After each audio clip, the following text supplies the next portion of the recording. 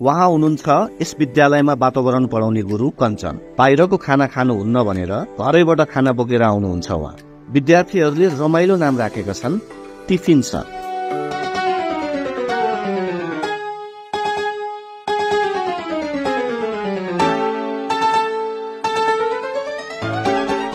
बस बाबु नानी हो, हामी आज स्वच्छ वातावरणको बारेमा पढ्छौँ। वातावरण भनेको के हो थाहा छ?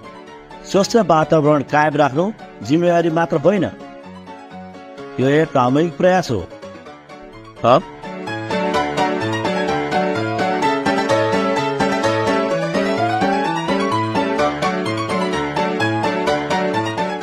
मैले त्यो राम्रो कुरो पढाइराखेको बेला मेरो खातातिर हेरेर बस्ने हो त? त्यही त म नि त्यस्तै सोचिरहेको। यति राम्रो पढाउने सरले टिफिन बक्स चाहिँ वातावरण मैत्री झोलामा नल्याएर प्लास्टिकको झोलामा ल्याउने हो। जाँचेको, तिमीहरूलाई मैले जाँचेको।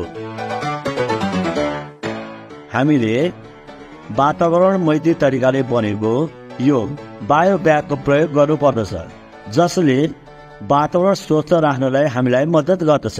संकल्प शून्य plastic. Bio bag Nepal private limited, Shri Vinayak Bhaktapur.